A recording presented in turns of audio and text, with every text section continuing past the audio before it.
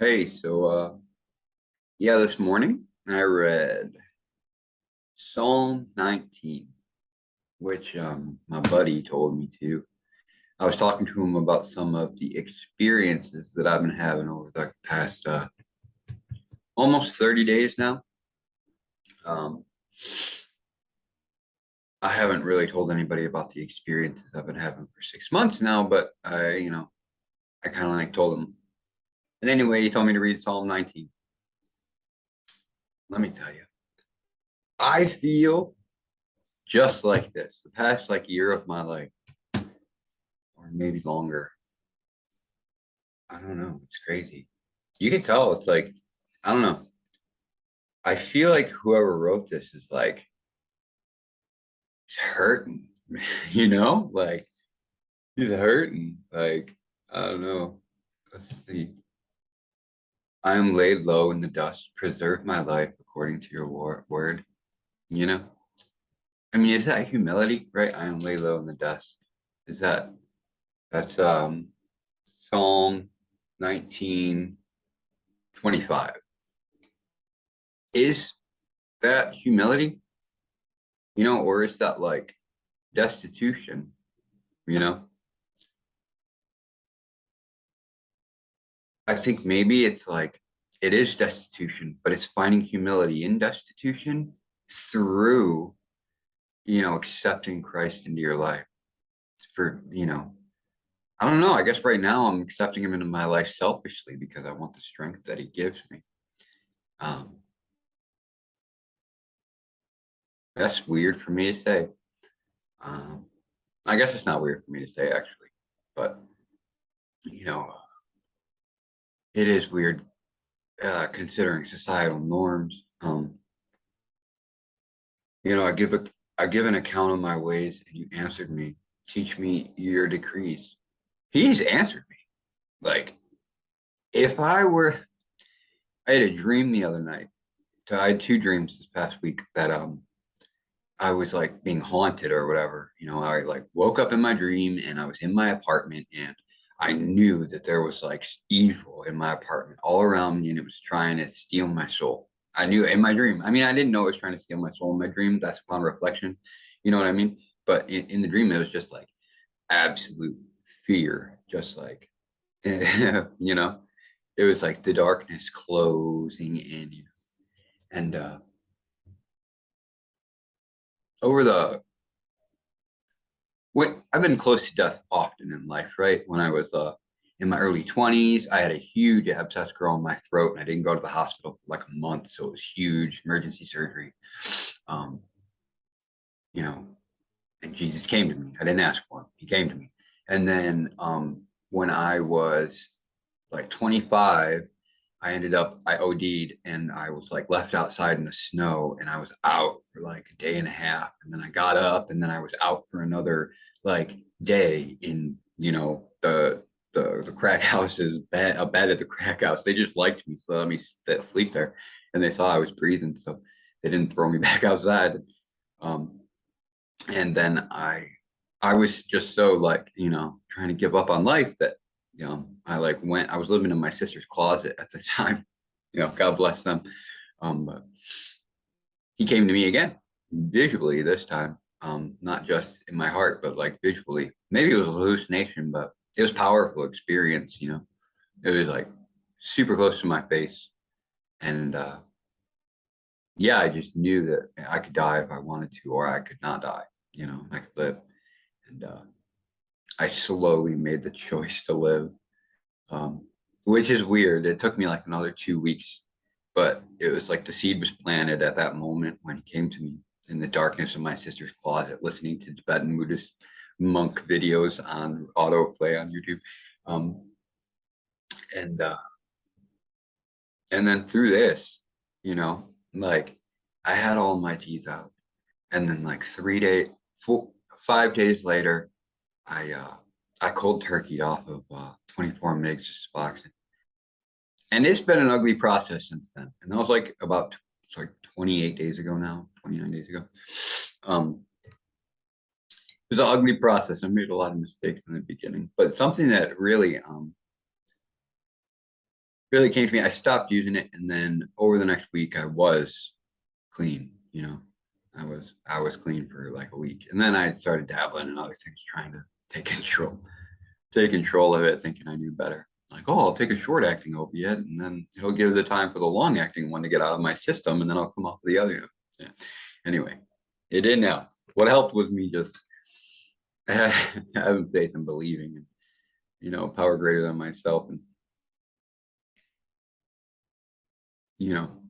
But anyway, over the last 30 days, he come to me. You know, and I didn't ask for him. This time or any time. But he just consistently comes back, and maybe it's societal programming, right? I've always been a very spiritual person. Obviously, tarot cards and astrology, which I love. I love the dynamic of it. I love the articulation of the different aspects of human life and the different aspects of society and the world and all that. I like how it, clearly defines, each aspect, right? Breaks a person's life up. And then you've got the variables, which are the planets, or anyway. I but I don't know. I really feel like this. My whole life I've always really just loved people. I like to be good. I like to be nice. You know, it's like the more love and light that you give out, the more people hate you for it. No, it's just true. Like that's just true. Like I don't know. In this guy says over and or whoever wrote this. I don't know. It says up at the top. Maybe it was Ezra the priest, but um, over and over and over again, he talks about being persecuted without cause.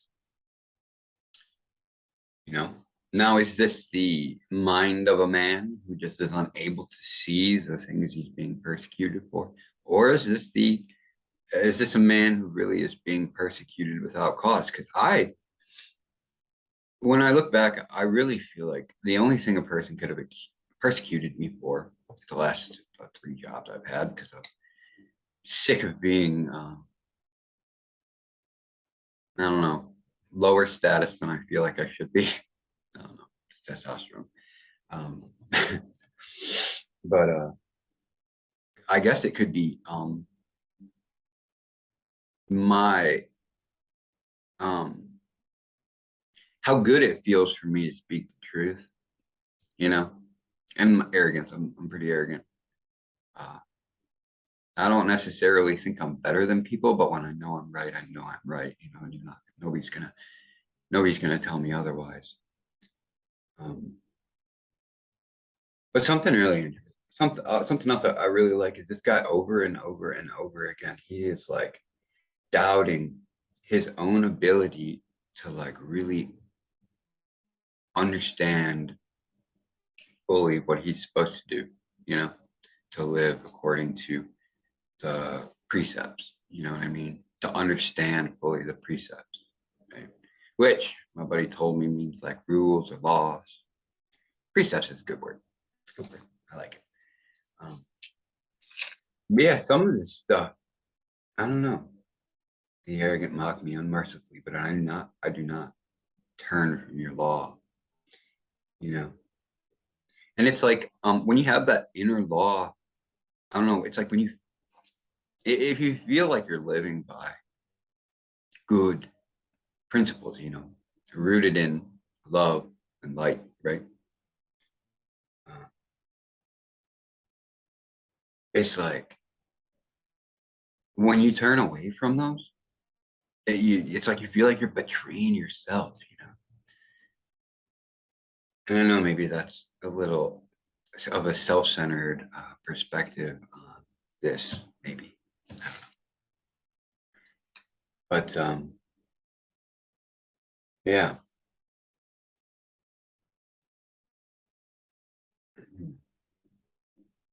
Yeah, this guy talks about like getting up at midnight to worship, you know? Yeah, getting up at midnight to worship. He talks about that one part of this. Can't find it. Oh, here you go. At midnight, I give, I rise to give you thanks for your righteous laws. So it's like this guy here, he's getting up at midnight every day just to say thank you for showing me what right and wrong is, you know? But then also like the whole encompassing this thing is like this man, he's like living right, he's living good.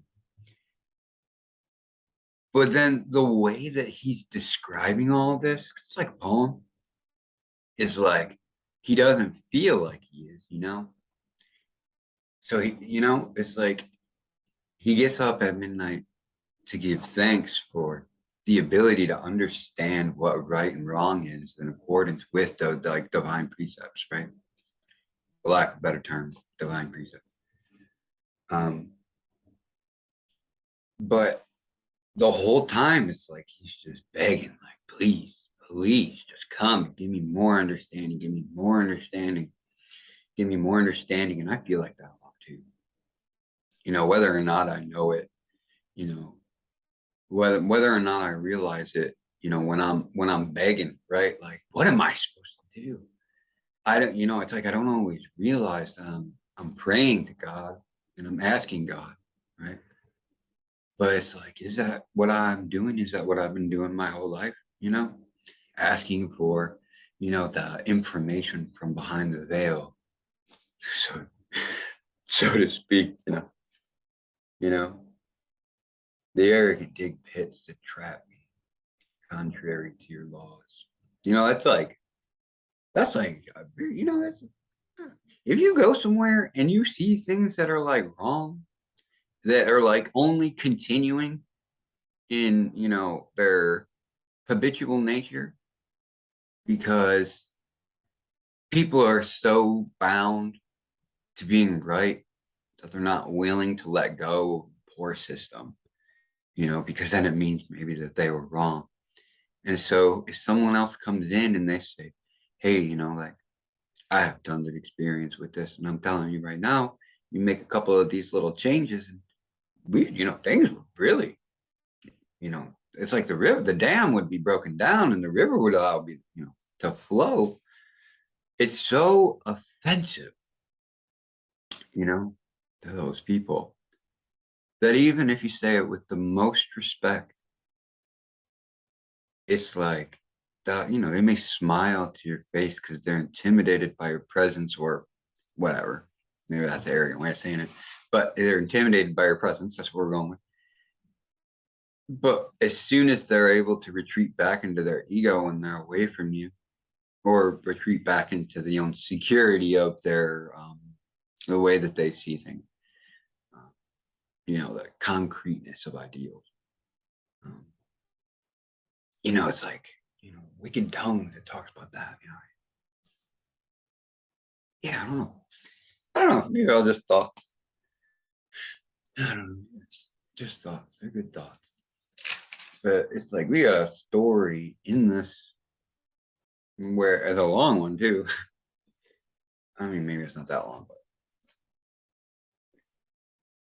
my heart trembles at your word. Yeah, rulers persecute me without cause, but my heart trembles at your word. So it's like being more afraid to do the wrong than to be persecuted. I mean, I don't care if people persecute me. I just don't want to do the wrong thing. Understanding that the wrong thing isn't identified by a lot of people. Because it's difficult, right? Narrow is the path to righteousness, right? And that's very true. That's very true. And that's not even in a biblical sense. Like, that's very true. Narrow is the path to righteousness. Narrow is the path to doing the right thing. Narrow is the path to being a good person. Narrow is the path, to loving the people around you and giving everything you have in order for them to find, you know, just some type of solace. It's a very narrow path. You know, it's probably even more narrow in this sense. May your hand be ready to help me for I have chosen your precepts. So that's like, I don't know. Listen, I'm gonna go this way, bro. That's what's like. It's like, listen, bro, I'm gonna go this way because I know that's where I'm supposed to go, right? But I don't know what I'm doing. you know, nobody, and maybe nobody does, right? And maybe the people who act like they do are just, you know, like in many other things in life. Maybe, the people who have that concrete resilience to the ideas and beliefs that they have,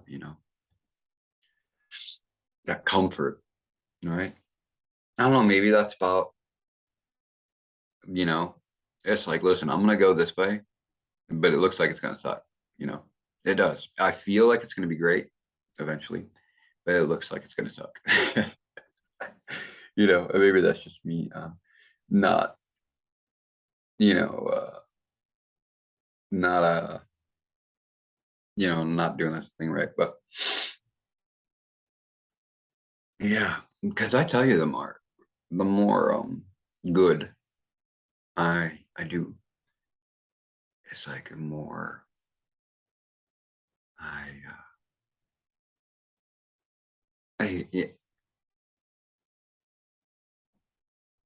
yeah, and it's just a lot. There's lots for words there. It's just like, why isn't being good working? You know, because if somebody around me is good, I'm like, absolutely, I want this person in my corner.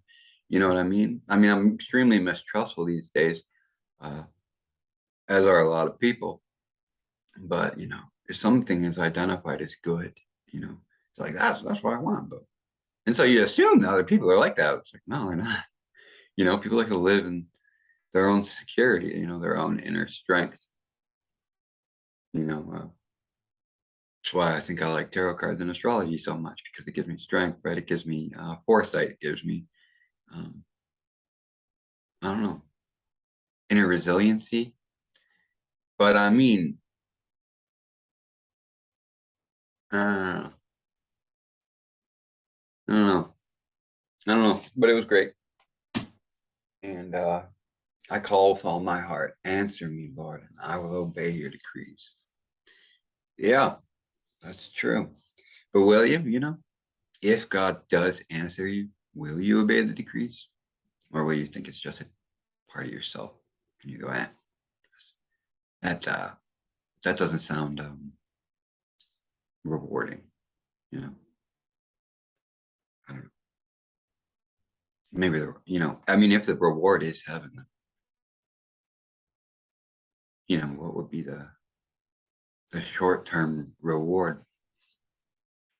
Because the inner strength and the inner resiliency that you get when Jesus busts through the clouds and it's like boom, I'm here. you know I'm here, focus on me, don't focus on any of that. you know I don't know. I don't know, it's good. It's good. Oh, yeah,